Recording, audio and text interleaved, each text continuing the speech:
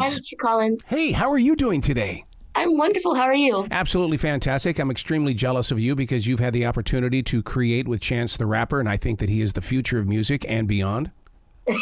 He's awesome.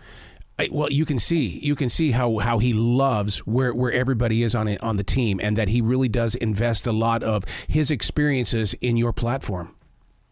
Absolutely. And he truly cares, and I like Chance because he really curated his team to find people that he really can work with, because he has a style of music. He raps, he also sings, but he found people that he can really work on and mold with. So I really appreciate that. I could totally see you and him working together on a song. He could show off his rapping skills, but then you come in with the chorus, and you take us up to the next level of thoughts. I can just so see that. Oh, I could see that too. Honestly, we'd be a good collab. He's a great writer too. And, I come up with catchy melodies. So, that would be a match made in heaven, not gonna lie.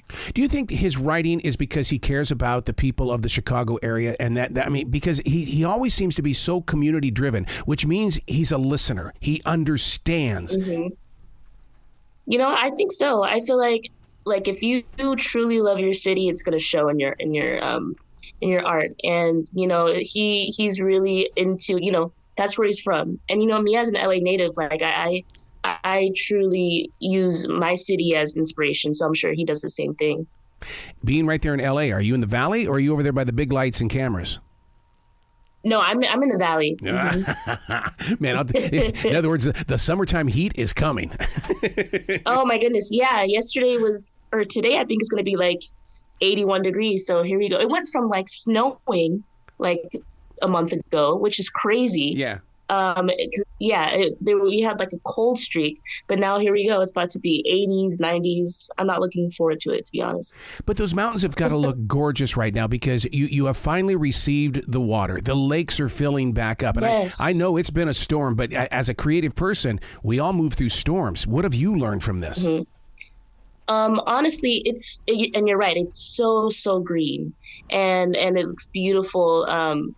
And I'm a rain person. I love the cold. I get inspiration when it's raining outside.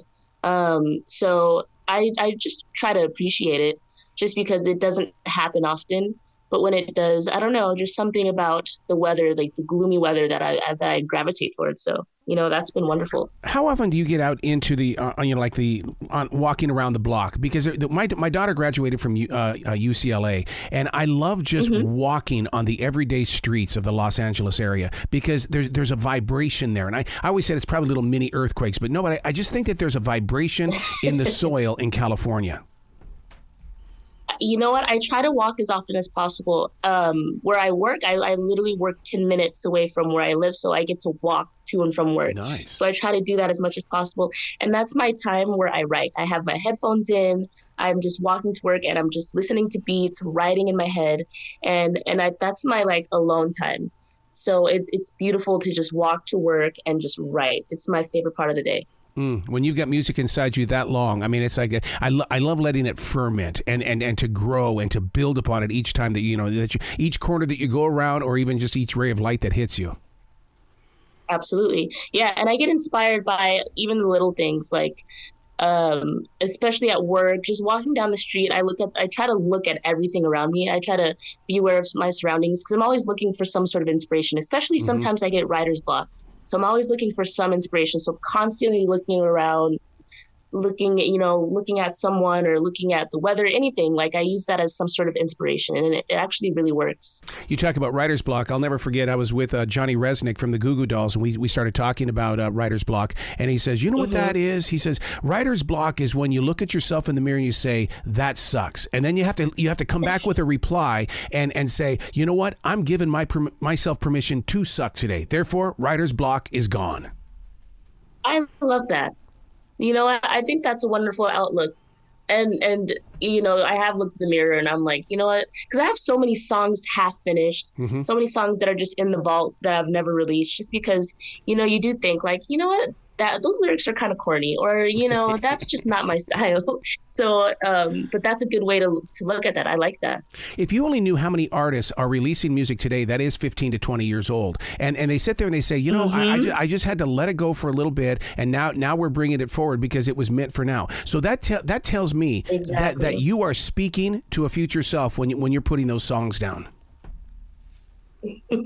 I love that. Yeah. And even recently, like I have a song that I wrote 3 years ago, and I listened to it. And sometimes you're right. You need to give yourself a break. But I listened to it 3 years later, and I'm like, you know what? This is actually really good. And then I sent it to a few friends. And they're like, why isn't this released? Right. And I'm like, you know what? I don't know. So yeah, you have to give yourself some time. Working with those 3 to 4 year olds, oh my God! I mean, you are the light for them. The inspiration. I mean, you teach them to sing, to dance, to really kind of believe in themselves. What is that like? Oh, it's so amazing. Dancing and singing, it just comes naturally to me. So, and the kids, they're just so receptive and they're so open. So when I play something, I like to do vocal warm-ups with them, and we have to make vowel sounds, ooh, ee. And so everything's a learning lesson. So I get to incorporate music and dance, and, they're learning at the same time. That's the greatest thing. And then I love the parents are saying, oh, they came home and they sang what you were singing in the classroom. So, what I do at school, they take home. Yeah. And so it's impactful. And, it's great. I just have fun watching them dance and sing. It's awesome. It's my favorite part of the day. My wife was a school teacher, and she would use popular music to get them to learn how to do the ABCs or to learn the months of the year and things, because, they know the music. Let's just go ahead and put some lyrics in there. Absolutely. One thing I really enjoy doing is for them to spell their name, I turn their name into a song. So I spell their name out and I turn it into a song, and then they sing it, and then they know how to spell their name. Yeah. And so that's a really fun thing I like to do with them. But yeah, turning things into a song like that they already know, like popular tunes, that's very helpful. Even as a teacher, I'm sure you've done this before. I mean, she'll sit there and she'll put pudding, like chocolate pudding, on the table, and then she'll say, now learn how to spell these words. And kids love to play in pudding. I've never heard that tactic. She would put pudding on the table. On the table, and then they would spell words. Yeah. Oh, that's interesting. I've kind of done that with Play-Doh. You'd have Play-Doh on the table, and they would mold things, kind of like that. Maybe is what I'm thinking. Yeah. But see, doesn't that also teach you how to make a connection with human beings? I mean, because even though they are the student, aren't you also the student?